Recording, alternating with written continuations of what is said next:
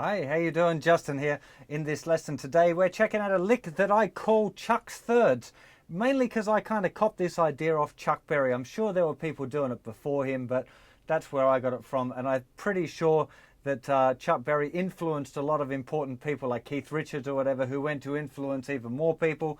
And now this kind of thirds playing is used an awful lot, even in kind of quite heavy rock stuff, AC/DC or whatever.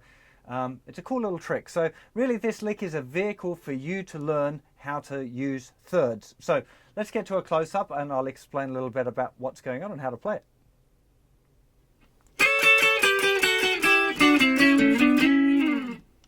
Okay, we're starting off here with a little dyad, two-note chord. It's really kind of an A chord. This is an A7 lick, and you can think of it like this is a C-shaped bar chord or a D-shaped bar chord, both the chord A.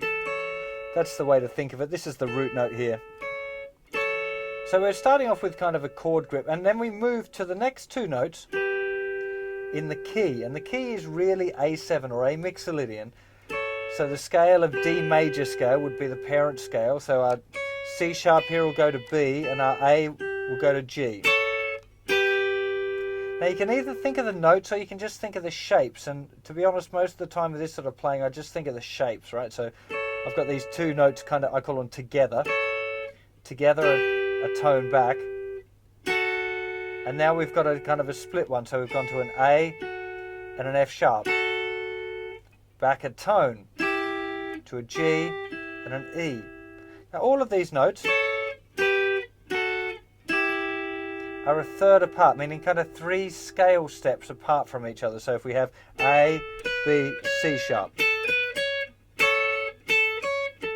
just done it on one string so you can clearly see it, but it's there. And same with the next one.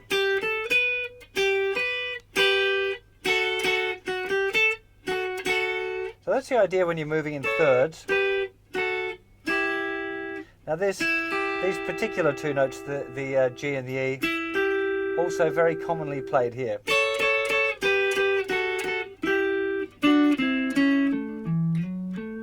There's lots of different, yeah, that one's used a lot in blues.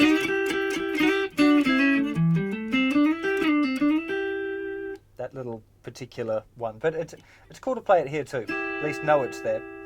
Then we've got another third of a chord. This time they're in the same fret. You can either use, one finger, the third finger there, or third and fourth, doesn't really matter. I've gone for the little blues thing here of a third. It's kind of out of the key, I guess, but only because we're about to add in that other note. Now, there's lots of different ways of ending it. I ended it with, just because it's not very Chuck Berry, that, to be honest, but it's nice, and it kind of gets us back to where we started it, based around this kind of C-shape A chord. And you can get nice little other movements from this shape as well. So the actual lick, slowly, 1 and 2 and 3 and 4 and 1, 2 and 3 and 4 and. Now there are lots of different fingering options for these sort of things, so I just want to talk quickly about that. Now, in this particular case, I've chosen a fingering that keeps the third finger on the string, right? All the way going down that way. Now, you could do it here with the first and second, and then swap to first and third, that way. I prefer keeping the third finger on in this particular lick, but there are other licks where I prefer doing it the other way with the first and second. It's just a choice. You have to decide which one kind of works for you, you know? Same here, you might want to use two different fingers. Then, I guess that's probably the most logical way to, but then again you could finish with that if you want. It doesn't really matter, so pick a fingering you like and then stick to it, but it doesn't really have to be set in stone. Feel free to change it. I've mentioned that each note is a third apart, right? Now, so long as you stay in the key, there's all sorts of thirds that you can keep on. We've said that's the same as this one here. That's the same as that one.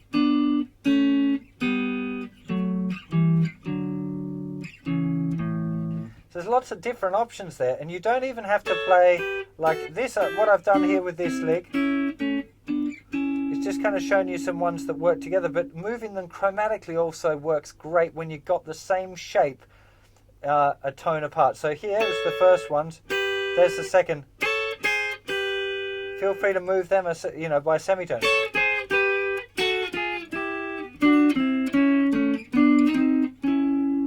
By adding those, anytime you've got the same shape, you can move it a semitone to get between them.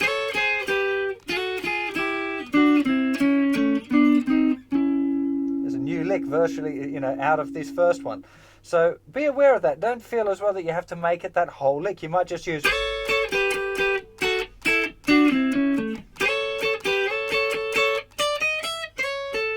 You know, you don't have to go crazy with the thirds once you're there, you know.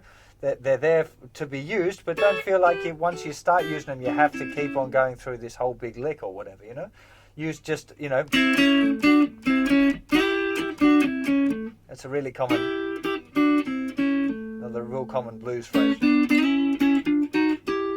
I love that as well, going from here, A, by semitones. Then this one shouldn't really even work, you're doing 2 chromatic steps up. But it sounds cool. And we all know if it sounds good, it is good. So it's a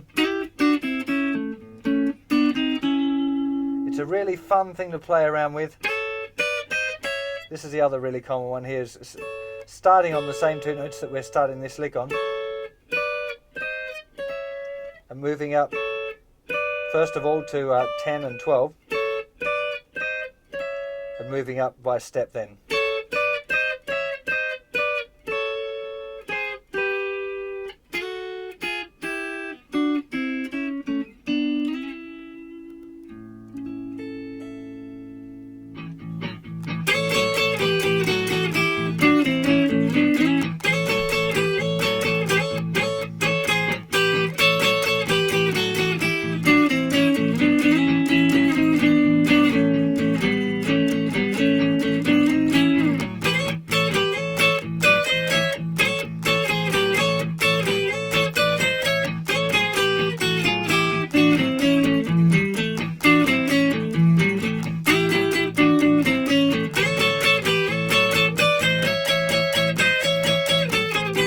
Having a little bit of theory knowledge goes a long way in this kind of lick as well. You don't have to, you can think of them visually, and I was playing these things for 10 years before I understood the theory. For me, that they started out just as shapes that I'd copped off records, transcribing Chuck Berry songs and realizing, all right, those notes go together and sound cool over an A.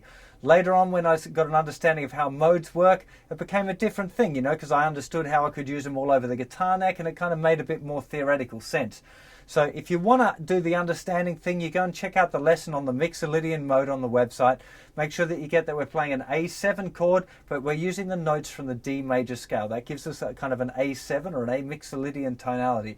If you don't want to do the theory, just check out the shapes and learn, you know, you have to learn to see them either as part of the pentatonic scale or where they fit over the particular chords, which I personally think is a better one, knowing your different A7s and seeing how those kind of little shapes fit over the chord shapes, you know. Hope that makes sense, and you can have a good time exploring your thirds playing. And I'll see you for another lick or lesson or song or something very soon. Take care of yourselves. Bye-bye.